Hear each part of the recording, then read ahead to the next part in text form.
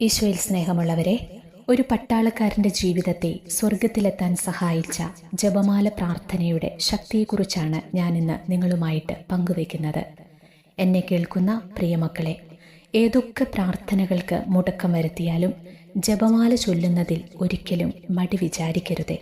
സ്വർഗത്തിലെത്താൻ ഈ പ്രാർത്ഥനയോളം നിങ്ങളെ സഹായിക്കുന്ന മറ്റൊന്നില്ല.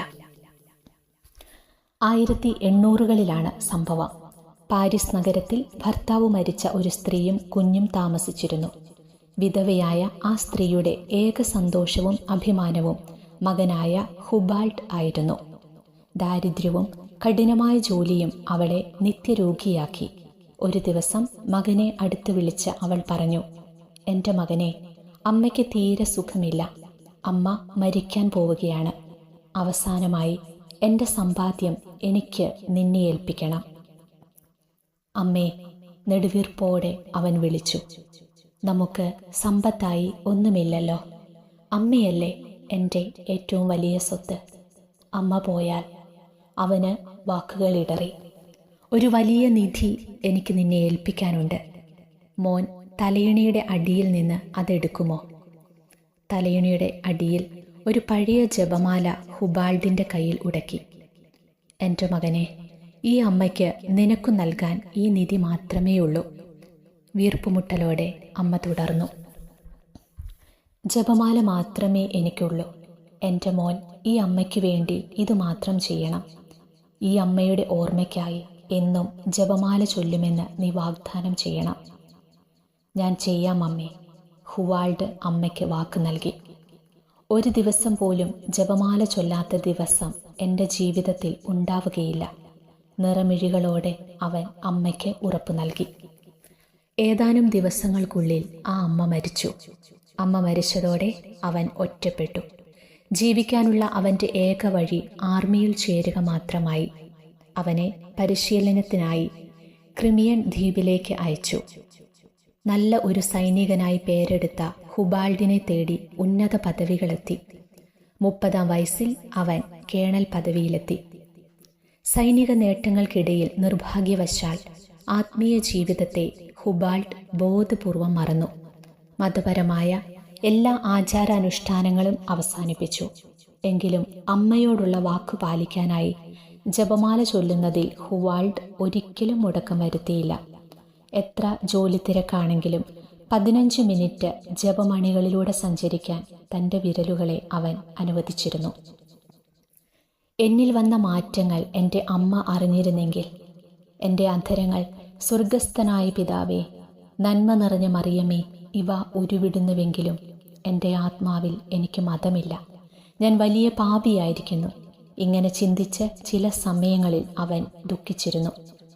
1855 സെപ്റ്റംബർ മാസത്തിൽ സൈന്യം സെബാസ്റ്റോപോൺ പട്ടണം വളഞ്ഞ് ആക്രമിക്കുന്ന സമയം ഹുവാൾഡിൻ്റെ സൈന്യം മലാക്കോഫിനു സമീപം ക്യാമ്പടിച്ചിരിക്കുകയായിരുന്നു.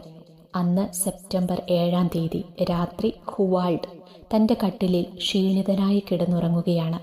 തൻ്റെ അവിശ്വസ്തതയും പാപാവസ്ഥയും സ്വപ്നത്തിൽ കണ്ടപ്പോൾ അവൻ നിലവിളിച്ചു കരഞ്ഞു.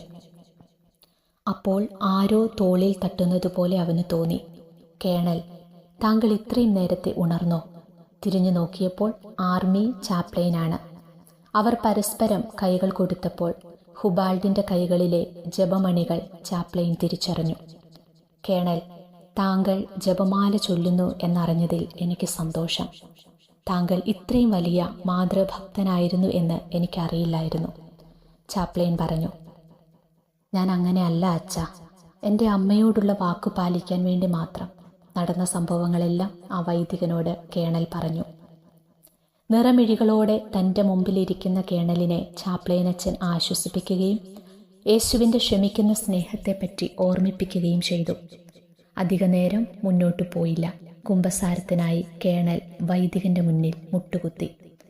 പാപങ്ങളുടെ മാറാപ്പ് വർഷങ്ങൾക്ക് ശേഷം ആ പാതിരാത്രിയിൽ ആ ആത്മീയ വര്യൻ്റെ മുമ്പിൽ കേണൽ ഇറക്കി വെച്ചപ്പോൾ അമ്മയുടെ മടിയിലിരുന്ന് കുരിശു വരച്ചപ്പോൾ കിട്ടിയ ആത്മീയ സ്വാതന്ത്ര്യം ഒരിക്കൽ കൂടി അവന് തിരികെ കിട്ടി.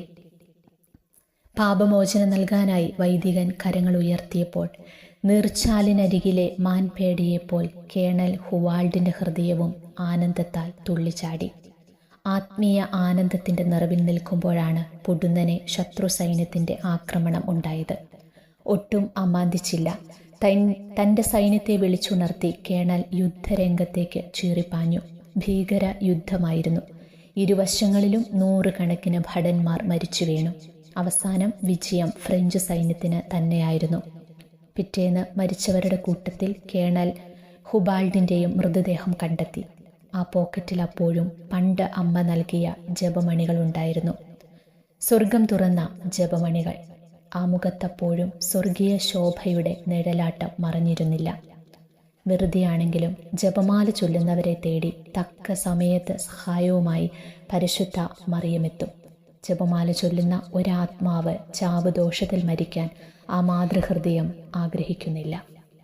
നോക്കിക്കേ, വെറുതെയാണെങ്കിലും അമ്മയോടുള്ള വാക്കു പാലിക്കാനാണെങ്കിൽ പോലും വെറുതെ ജപമാല ചൊല്ലിക്കൊണ്ടിരുന്ന ആ പട്ടാളക്കാരൻ്റെ അന്ത്യനിമിഷങ്ങൾ എത്ര വിശുദ്ധമായിരുന്നു എന്ന് നോക്കിക്കേ. അതാണ് പറയുന്നത്. വിശുദ്ധ ഡൊമിനിക്കിന് പരിശുദ്ധ കന്യകാമറിയം നൽകിയ വാഗ്ദാനങ്ങളിൽ പറയുന്നുണ്ട്, ജപമാലയോട് ഭക്തിയുള്ളവർ അന്ത്യകർമ്മങ്ങൾ സ്വീകരിക്കാതെയോ പാപത്തിലോ മരിക്കുകയില്ല എന്ന്.